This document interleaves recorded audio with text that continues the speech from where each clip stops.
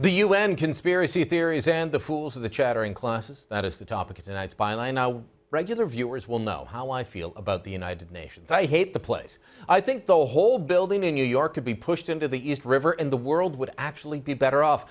In fact, I'd even welcome the 1950s horror movie, The Giant Claw, becoming reality just because the UN building gets attacked by a monster. But that's not how the chattering classes, the Laurentian elites, see things. They love the UN. They don't pay attention to what it actually does or the horrible results it gets, but they love the idea of the UN. A couple of stories, seemingly unrelated stories, illustrate this point pretty well. The first wave, well, first off, the wave of excitement that ripped through the capital, official Ottawa anyway, at the news that Prime Minister Stephen Harper would address the UN General Assembly later this month. CBC's headline screamed, "Stephen Harper to address UN General Assembly for first time since 2010. The story went on. Prime Minister Stephen Harper will give Canada's address to the UN General Assembly later this month, the first time he'll have done so in 3 years. What's the big deal?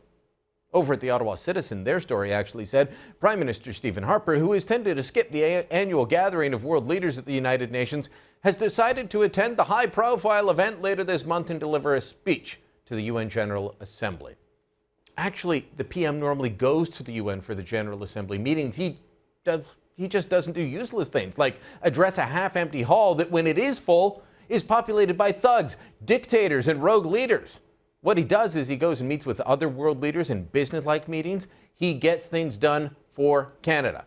But that's not what the chattering class folks want. They want to see Harper genuflect before the UN's high altar, sing the praises of the organizations, not look after Canada's interests or even look after the world interests, like the maternal health issue that Harper has spent so much time on in the last few years, even at UN meetings. See, the media folks don't care about what the UN does or doesn't do. They don't care about results, whether it's Canada taking a leading role in reducing the number of women that die at childbirth, or the failures of the UN, like not being able to stop war and conflict from spreading, you know, that main reason that the UN was set up in the first place. No, what these UN lovers want, what they need to see is just love of the UN. They just want a love fest. They like globalist institutions. It doesn't matter what those institutions are actually doing. These folks, they're not going to question it. Which brings me to the second story.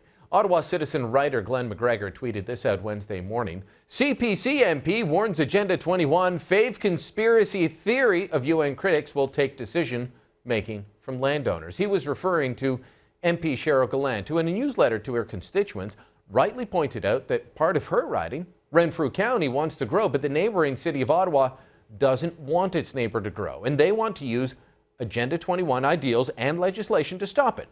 So they've asked the province of Ontario to stop growth in Renfrew County. Agenda 21 is real, folks, but to McGregor, it's just a conspiracy theory. Doesn't matter how many documents exist on this. This was his next tweet. Good piece on Glenn Beck's and others' Agenda 21 derangement, CPC MP Gallant. That's right, he's just mocking Glenn Beck. That's easy for leftists. They just dismiss Beck, like they did when he predicted unrest in the Middle East was about bringing back the caliphate. They laughed at him. Oh, what a fool. Caliphate, ha! Well, ISIS is there, and they want their caliphate, and they will kill anyone to get it. So maybe he's right on this. Actually, it's more than maybe. And later in the show, we will bring you a story from Chris Sims on how Agenda 21 is being implemented locally to punish small businesses, to drive up their cost in the name of a radical environmental agenda.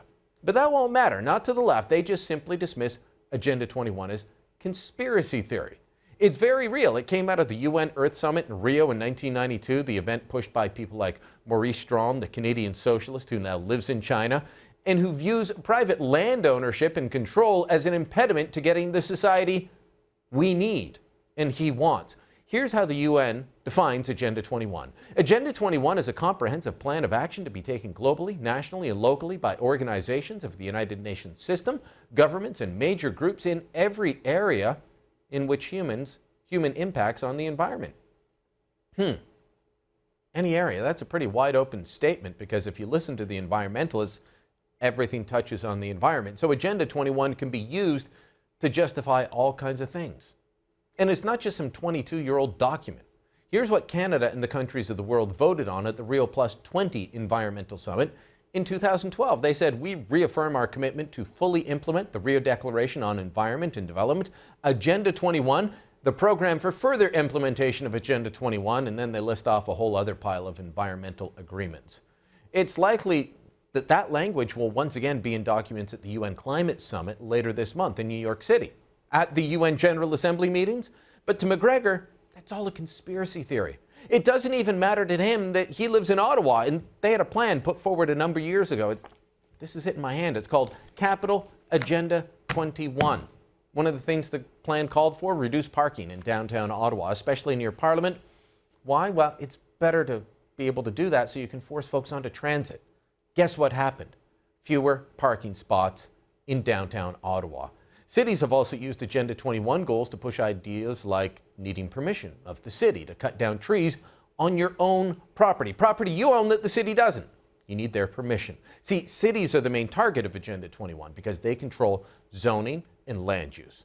The Center for International Governance and Innovation, a favorite think tank of the globalist movement, they held a whole session on implementing Agenda 21 locally. Here's what the Waterloo-based think tank said. Local government representatives from around the world are invited to share their professional local sustainable development knowledge by completing the Implementing Agenda 21 online survey hosted by ICLEI Canada.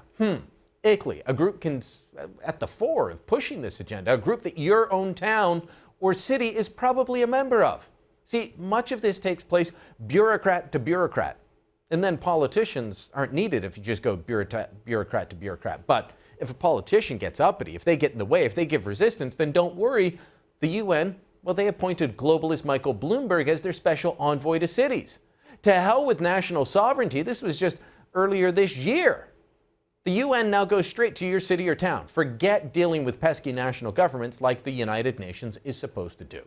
But McGregor and company, they want to dismiss any talk of Agenda 21 as conspiracy theory nonsense without looking into it. Because like I said, results from the UN don't matter. Only its goals and its aspirations, only speaking and genuflecting before the General Assembly. Maybe these folks should actually do a little digging and look behind the curtain. I tell you, if they did, they'd likely end up like me, shocked and appalled at what they've seen at the UN. And that's the byline.